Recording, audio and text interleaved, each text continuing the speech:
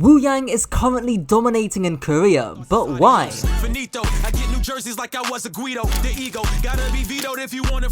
Wuyang is way stronger than what most people thought, as predicted in my last Wuyang video. Definitely not smug about that.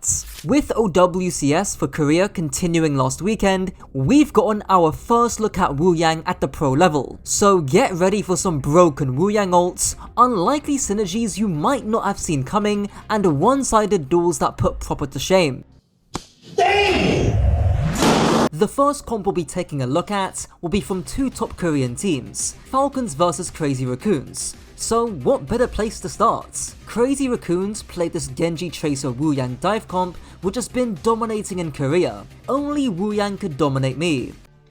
And then, oh fuck, okay. Now, I'm gonna break Wuyang's job into 3 pieces, increasing in complexity as we go throughout, so you get smarter. Enabling and disabling DPS is the first layer. Most obviously, this will be through putting your passive stream on either your Genji or Tracer, whoever's more aggressive. It doesn't take a rocket scientist to see the similarities between Wuyang's passive stream and Zen's Harmony Orb, but both achieve the same goal. The beam also comes into this too, but watching Chorong's POV, he barely needs to use the stream. While it definitely comes in clutch combined with the wave, like you can see, there's definitely more to the story, his ultimate being the next part of it. Very easy to just enable a Tracer with your Tidal Blast, who's just gonna triple blink in to explode someone for a free kill. Get that motherfucker! There is counterplay to this, but I'm gonna have to edge you for now, so stick around to see that later. Now, your gun, what I'm gonna trademark as water balloons, also play a part in enabling or disabling DPS. In the wise words of Spylo, your DPS might be low, but each shot is gonna be very meaningful. In this first fight here, Chorong is constantly spamming out his water balloons and bending them to try and hit merits. And soon enough, he gets a connect. Even better, he bends a direct water balloon straight onto Proper. This stuff might look small, but now, because Proper just took 100 damage, he can't dive in yet. This is what disabling DPS looks like, and currently, bending shots is one of Wuyang's greatest strengths. Hell, I might be more bent than the average Wuyang player. Of course, Chorong flows up with his team's dive, spamming out more shots, and eventually bending another shot to finish off merits. I'm sure many of you already know how fast your fire rate can be when you're spamming out shots, but clearly, Chorong is prioritizing control and precision. For those of you that are eagle-eyed, you would have also spotted Wuyang's other support dying in the middle of the fight. Especially when we compare Wuyang to other support comps later, this is definitely one of his weakest aspects. Back to his strengths though, and the second notable aspect is his movement and his split positioning. To catch you up to speed, no pun intended, Wuyang's initial speed boost on his rushing torrents was buffed by 50%, as well as increasing the jump height by 2 meters. This makes rushing torrents a way more consistent escape tool, something that becomes very important when dueling Tracers. For now though, in the second fight, he puts the stream on his Tracer and tries forcing out Proper once more. He lands another bend shot, but it doesn't really matter since it's healed up immediately. Then, the second he gets jumped by both the D.Va and Tracer, he dashes away, pops wave, and ends up being completely fine. Kinda like that SpongeBob roller coaster meme. Unfortunately, his team end up losing the fight anyways because Spint gets split off. Thankfully though, Wuyang has the most broken ult in the game, which he gives to Heesang, who confirms a kill with his pulse bomb. Unsurprisingly, Wuyang wins the fight. But something I've never seen before is about to happen. Proper blinks in, trying to hit the pulse bomb, and on the surface, it just looks like he misses. But, slowed down, you can see that Wuyang's initial burst of speed stops him from getting hit by the pulse. Insane clutch by Chorong, where he's doing some Matrix type shit to dodge the pulse. Now, about Chorong's split positioning, there's something peculiar about what Chorong is playing. Notably, he's very split from his Ana and playing back at the cinema. It's likely because this area is super narrow, meaning he can reliably land spam shots and get guaranteed wave value, which is exactly what happens in the next fight. Traditionally, you'd see Brig stack with her Ana on the high grounds, but both factors of Wuyang's movements plus his unique damage means he can split off more than you think. Bans do play a part too. Crazy Raccoons banned out Kiriko, likely because they didn't want to play into a Lucio Kiri comp, and because Kiri can kinda do Wuyang's job. But when we look at why Wuyang is basically meta, you need to look at things he can do that nobody else can. When Wuyang has his passive stream on his Tracer during the duel, and bends a water ball onto Proper to disable him, that's the kind of stuff I'm talking about. That is the power of Wuyang. And that nicely leads me onto the third layer of this Wuyang comp: sneaking and dueling. The sneaking part is honestly more to do with the Genji Tracer Winston than the Wuyang, but you'll see how it still applies. Think of this like you're on a stealth mission, trying to avoid being seen by the enemy so you don't get poked out beforehand.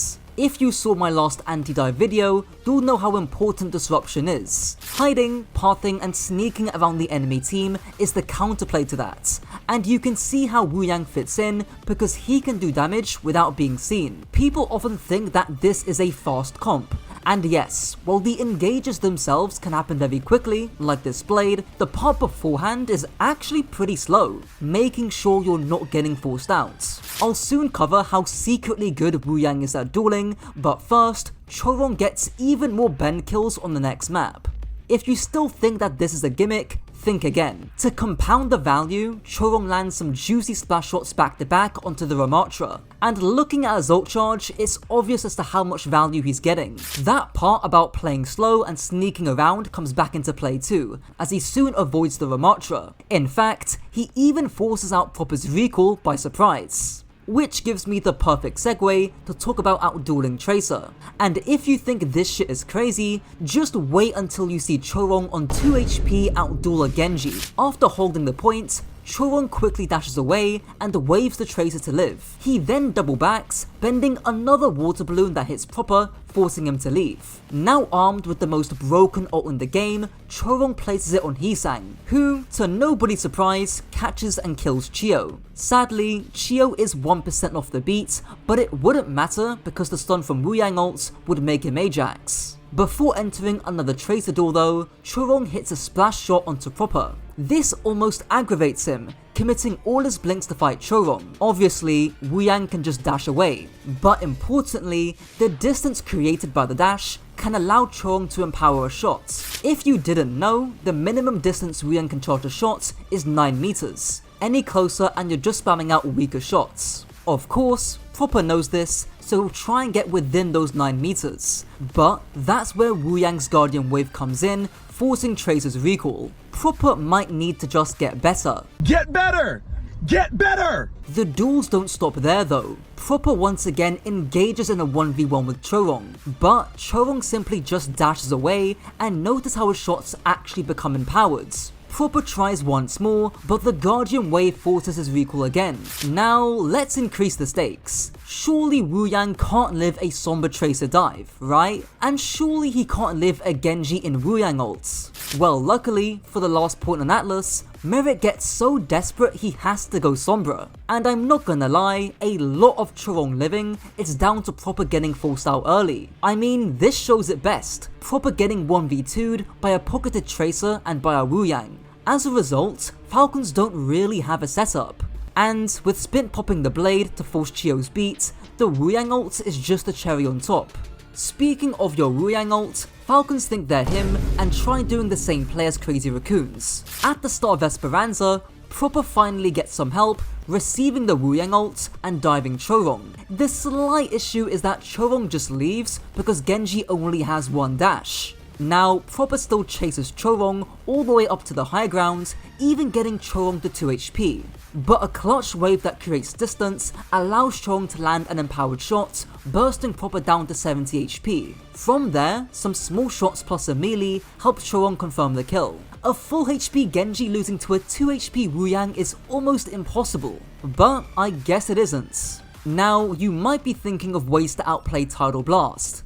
Unfortunately, the only other way, barring the enemy team fucking up, is by hitting a Suzu. In fact, for Chio's second Wuyang ult, he actually puts it on the correct target, being Tracer. But a well-timed Suzu by Shu covers the blast, so nobody gets knocked down. Still, Merit hits the stick, so it's not a perfect solution. What about Wuyang in different comps? Why is he being played with Lucio? He's a main support, right? Well, I'll get into this game between Wei and Old Ocean soon, but first, if you actually want to get better at the game, get my spoiler-approved coaching down below. Now, in Lucio Wuyang, you might expect a greater emphasis on healing the tank, and you wouldn't be wrong. Beforehand, Wuyang could use his cooldowns a lot more selfishly to live because everyone else was self-sufficient. Kiriko could also make up for your numbers in that comp too. But now, there's always someone that needs a beam or a wave.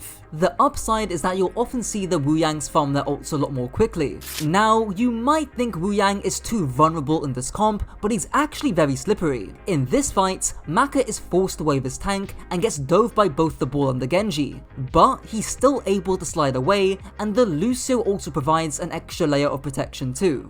But the downside of this is that Wei's Genji Tracer have no help, so it's easy to force them out. Speaking of forcing players out, the Lucio enables the Genji Tracer to do that more quickly. You can see Seonjun dash straight onto Dart, with Lee Soo-min following up to keep the pressure on. It's an unfortunate Wuyang ult onto Becky that not only catches Maka, but cancels his ultimate too. Do be wary of the cast time when applying Tidal Blast to yourself. Now, how come we aren't seeing other support duos like Lucio Ana or Lucio Bap? The answer is that we have, they just both struggle at living. Ana can't do shit if she gets Wuyang ulted, unless she becomes LeBron and hits every sleep dart. And while Bap does have mobility, it's hard for him to disrupt and prevent good dive teams before he gets blown up. Kiriko's the only other support that can replace Wuyang in these divier comps, but if she's banned, Wuyang is kinda your best choice. Even Lucio bans help enable Wuyang because it forces some kind of Wuyang comp. Now sure, maybe if you're cracked on Moira, you can make Moira Kiri work, but I'm not gonna open that can of worms. As for your perks, they're pretty universal across all the Korean Wuyangs that I've seen. They all pick balance for their minor perk instead of overflow. As you can imagine, this is because balance helps to enable your Genji Tracer way more. But I think for the average player, overflow is probably still preferred. As for your major perk, everyone is picking Ebb and Flow over Falling Rain. If you don't know, Falling Rain gives you 20 more damage overall for hitting all 3 of your water orbs. The damage is good, but in a Genji Tracer comp, having that extra bit of survivability for you and your team is really useful. But if you or your team don't need that extra healing, maybe Falling Rain becomes more useful. Now, in terms of maps, we're kinda seeing Wuyang everywhere. He can be played with Lucio, Brig, Ana, Kiriko. The options are honestly endless, especially for ranked. With all that being said, everything's not sunshine and rainbows because Wuyang does have his clear weaknesses. His lack of defensive peel is kinda one of them. In fact, we saw his Ana die in the very first fight. Comparatively, someone like Brig can just send packs and whipshot targets away. And if you look at his kit, Wuyang doesn't actually offer much more to his team than just raw damage and healing. Now, it's very good damage and healing, don't get me wrong, but any tweaks to his numbers could make him fall off harder than Samito. Even Funny Astro, a pro player, mentioned the lack of utility. Yeah, it's just rough because he doesn't really have much utility. If we ever get a patch where Tracer is able to consistently fight a Wuyang, maybe because his animations are just slightly longer, or his numbers are slightly lower, he's probably gonna have some trouble. And according to the Europeans, that still might be the case. His last weakness is actually his lack of specialization. In other words, he's good at poking, but it's not quite as good as Iliari or Zen. He's slippery, but not as slippery as a Kiriko. He can pocket a target, but he hasn't got that offensive utility like a damage boost or that defensive comfort of a Brig. Circuit Royale is sadly not part of the map pool anymore, but I can imagine that in ranked at least, Zen, Ilari and Bap might still be preferable to Wuyang. Ultimately though, at least for now, that shit does not matter. It's Wuyang's versatility, not specialization, that allows him to get so much playtime. Back to that last map between Crazy Raccoons and Falcons, and it shows he can do a bit of everything. He can live dives more than you think, and he's able to outdoor situations that should have him dead, which allows him to safely take his own angles. And don't worry if a tracer you're fighting is way better than you. Just simply out-rotate them by jumping to high ground, which is what Chorong does multiple times here. Let's not forget he casually has one of the best ults in the game with such low counterplay that I'd be shocked if it doesn't get nerfed. Anyways, that's it for the video. Subscribe because I'm trying to hit 50k by the end of the year, and if you enjoyed, click the video on screen too. Until next time.